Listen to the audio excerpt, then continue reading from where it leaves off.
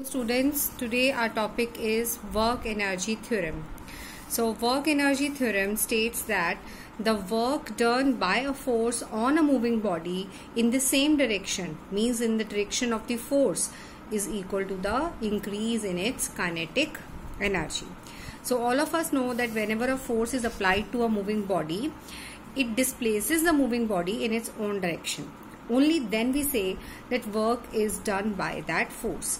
So work is said to be done when force produces motion. This is a fact which we all know by now.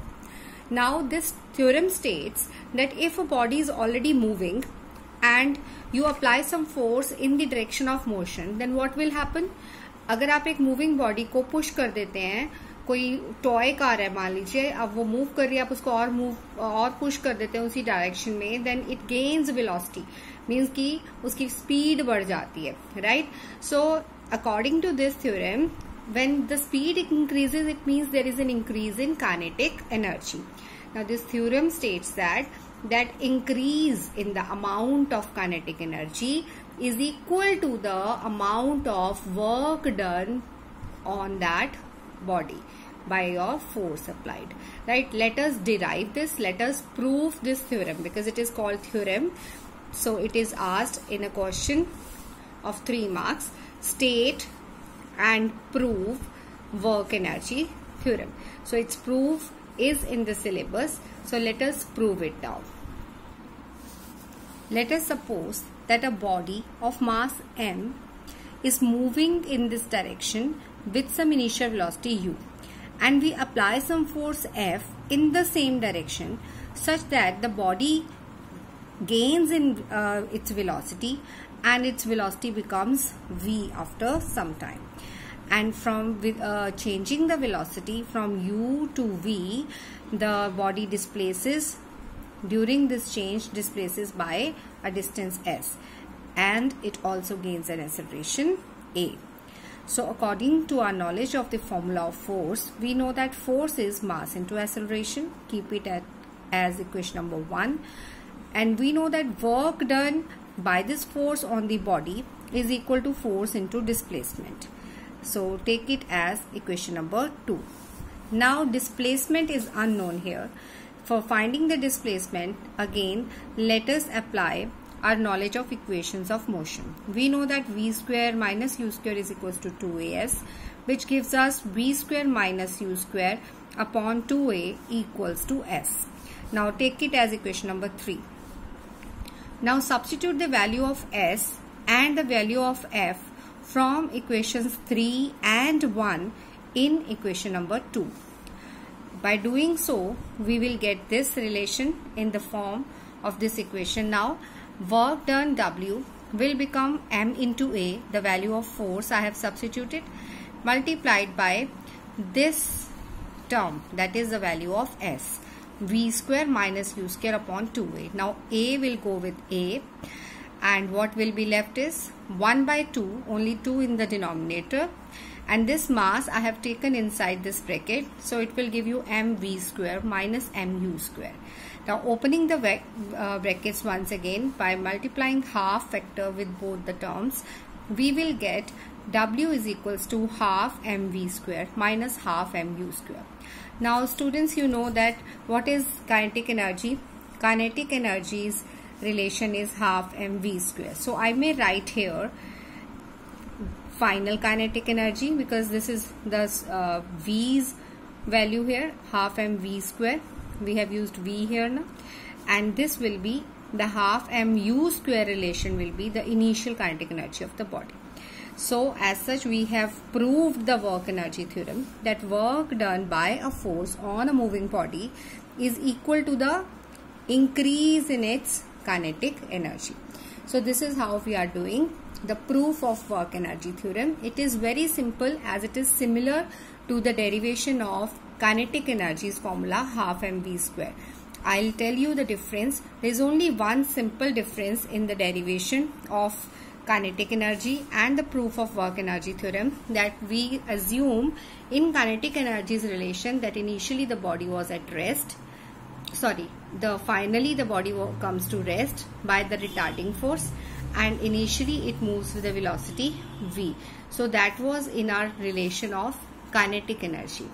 So in that relation, initial velocity was v and final velocity was 0 and acceleration was negative. So the other procedure was the similar procedure to derive half mv square.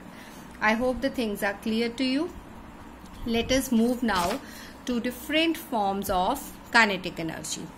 So there are different forms of kinetic energy. Just like different forms of potential energy, there were two forms: gravitational potential energy, elastic potential energy. Now we can have three forms of kinetic energy. Why? Because any body which is moving, it may have three kinds of motion. One is the linear motion, when the body moves in a straight line. That is called translational motion also. That's why the kinetic energy possessed by a body moving in a straight line path is called translational kinetic energy. So example is anything which is moving in a straight line path. Second is the kind of motion which is the rotational motion about an axis. So any body which is rotating about an axis, जैसे कि आपका fan, ठीक है, summers हैं तो fan use हो रहा है, तो फैन को देखिए ध्यान से, उसकी motion, it is rotating only about its axis, it's not moving, displacing, right. So that kind of motion is rotational motion and the energy possessed by such a rotating body is called rotational kinetic energy. So there are so many other examples also given in this paragraph. So read it after watching the video. Third kind of energy, बच्चे, is the vibrational kinetic energy. Now what kind of motion is the vibrational motion?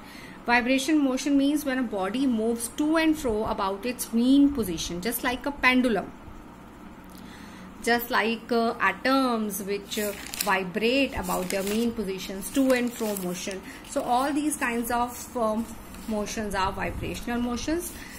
Like this, a particle vibrate to and fro about its mean position.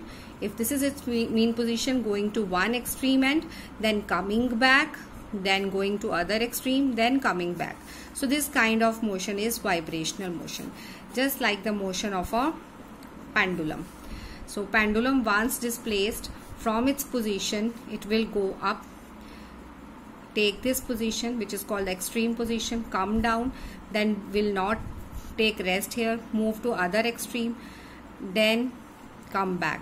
So this one complete motion is called one complete vibration, and the velocity, and the during this motion the energy possessed by the body is called vibrational kinetic energy. So this was all about the three forms of kinetic energy. So depending upon the form of motion, the state of motion, the body may possess more than one form of kinetic energy. Like it may be rotating as well as translating, just like Earth's motion around sun. So it is moving ahead also, and it is rotating about its axis also. So just like a rolling ball on the floor, wheel of a running vehicle, they have both two kinds of energies, translational as well as kinetic. Then there is a distinction between potential and kinetic energies. Difference points may be asked, so it may come as a 2-mark or 3-mark question. So 3 differences at least you should learn. The last article of this section is the conversion of potential energy into kinetic energy. Then we will discuss different forms of energy around us, right? So first of all, conversion. Potential energy changes to kinetic whenever it is put to use. So yesterday also I discussed with you that whenever you release a body from some height, like it is a height of this pen, when you release it, it comes down because of kinetic energy. When it is at some height, it has some position above the ground level, so it is in the state of rest. That's why it has potential energy. So whenever potential energy is put to use, like water is stored in dams or in the tanks above your roof, when you release the water by opening the taps, it runs down. It means that water's potential energy now comes down in the form of kinetic energy. So there are so many examples of the same. Firstly, similar to water's example, he has given example of a stone falling on a nail. which is standing on a wooden piece, what will happen? It will hit the nail and the nail will get embedded in that wood. So it means the potential energy, when it changes to kinetic, then it is doing some work after striking the nail. Similarly, बच्चे, whenever some spring is compressed and when after compressing it is released, then when it is compressed it has got potential energy. When it is released, then it gains kinetic energy. That kinetic energy can force some ball or object kept on the of the spring to move. So potential changes to kinetic here also. And in case of a catapult or in case of a string of a bow, means तीर कमान धनुष बाण इसको बोलते हैं, when we stretch its string, then we actually do work in increasing the length of the spring, deforming it. That is stored in the form of elastic potential energy. And when we release that string of the bow, the arrow moves ahead. It means that potential energy changes to kinetic, which makes it move. Similarly, earlier we used to have watches which need to be there was a key in it जिसको हम चाबी बोलते थे, and that key is actually linked with a spring. When we rotate that key, the spring gets wound up, and by doing so potential energy is stored in it, and slowly it works in unwinding, and the kinetic energy of the unwinding of the spring, it is used up in moving the hands of the watch. So please go through all these examples. Things will be more clear to you after reading yourself, and you may take any daily life examples to understand this. Like I took the example of water tanks stored in dams, or of water stored in dams or water tanks kept at your house roofs. The last article is different forms of energy. Now there are so many different forms of energy around you, and we will discuss it in the Zoom classes, right? Thank you so much.